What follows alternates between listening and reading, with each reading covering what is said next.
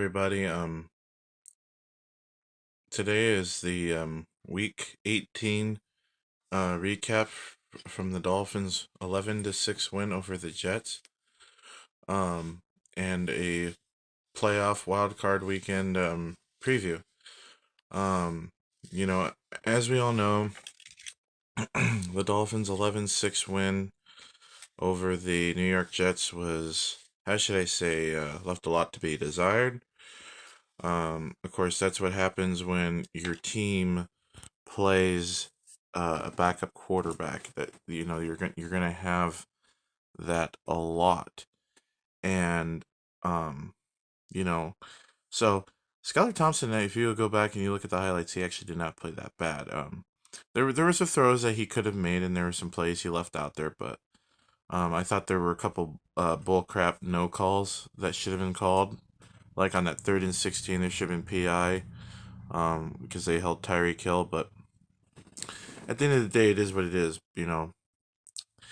But in a different regard, um, uh, we should be glad that the Dolphins may have made the playoffs. And I think, Miami has finally found their coach in Mike McDaniel. He's a great guy. I think we can beat Buffalo, and I think we can win against Buffalo, but we're going to have Tua to do it. And if Tua's not cleared, I don't like our chances. But I will say this. I think, and this is just me, and this is just my opinion, and my reasoning for this. The reasoning for my opinion is this. If Tua can't play, and if Teddy cannot play, I think Skylar Thompson will play. Only for the simple fact, he made some decent plays, and Miami ran the football and did really, really good. Now, yeah, Buffalo's got a good defense, but the Jets' defense is arguably one of the best defenses in the NFL statistically. Buffalo, they can put pressure on you, and yeah, they can force turnovers. But Miami has had success against that Buffalo defense, and they know what works. And yeah, each quarterback has their own style and has their own different system. But ultimately, though, at the end of the day, they've got to be responsible for themselves, and they've got to be able to create an offensive play that they got to create offensive plays that you know that the offensive coordinator and the head coach are the ones responsible for creating the plays. And I could tell you this right now. Knowing Mike McDaniel, he'll scheme something up for Skylar to run. Okay. And Skylar did pretty good with the short throws, for the most part. I think if Miami can run the football with Jeff Wilson, drain the clock and whatnot, and our defense did okay. It wasn't great, of course. It's easy to get pressure against a team with Joe Flacco and a terrible offensive line. Okay, but I think if Miami can drain the clock, run the football, run some little dink and dunk stuff, and run some screens, and then maybe set up a deep ball to Tyreek, I think our offense can keep us in the game. The thing that concerns me is the defense. I would feel more comfortable in us winning if we had Tua, even with as bad as our defense is. But if Tua doesn't play, I don't like our chances. But I don't like to make predictions, and I don't want to say anything for sure.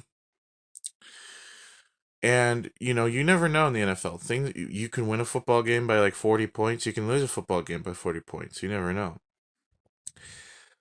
I feel that the game will be closer than what the spread is, with or without Tua.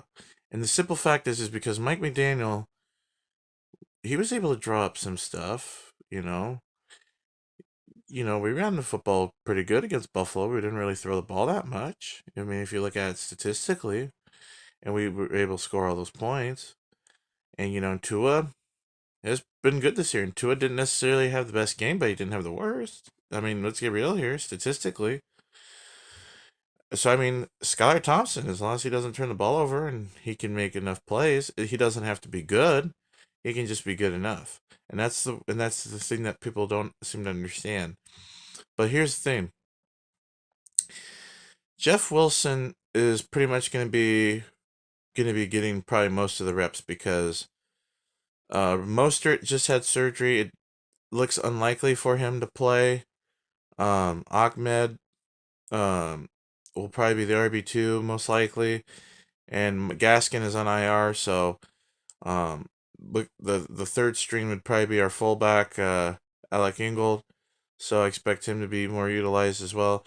I wouldn't be surprised if Miami maybe added another running back just for depth. I mean, they do have Michael Pirine on the practice squad, but with this being a playoff game and with there being some quality free agent running backs on the market, I wouldn't be surprised if Miami went after a running back maybe, but I at this point I don't think so.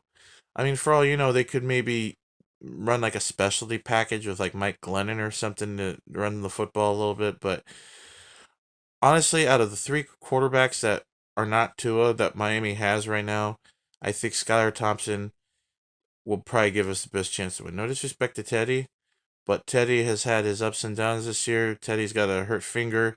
Skylar Thompson does not. Um, Mike Glennon, do I even need to say it? Exactly. Um, but I think we can win this football game. I really do. Anyway, but so for those of you who watched Miami beat the Jets in our Week 18 game, and the score was 11-6. Initially on the broadcast, and initially nobody realized that there was a safety scored there at the end. It wasn't until after the game had ended and when they were doing the post game coverage on Fox.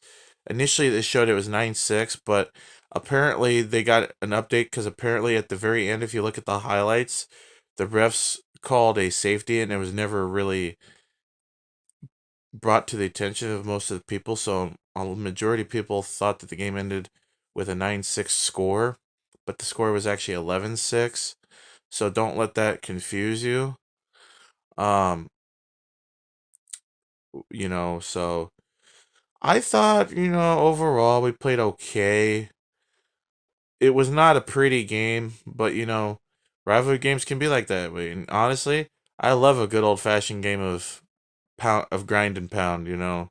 That's what makes football exciting. Boring as hell, maybe, but exciting nonetheless. Um, so I just kind of want to take a minute here to show you guys the stats from that game, and um, and then I'll bring you back for that for a wrap up after I show you those and kind of just go over how I feel about everything.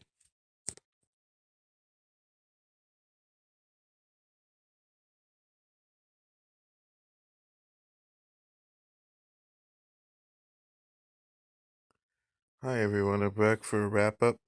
Um, yeah, those are the stats that I showed you.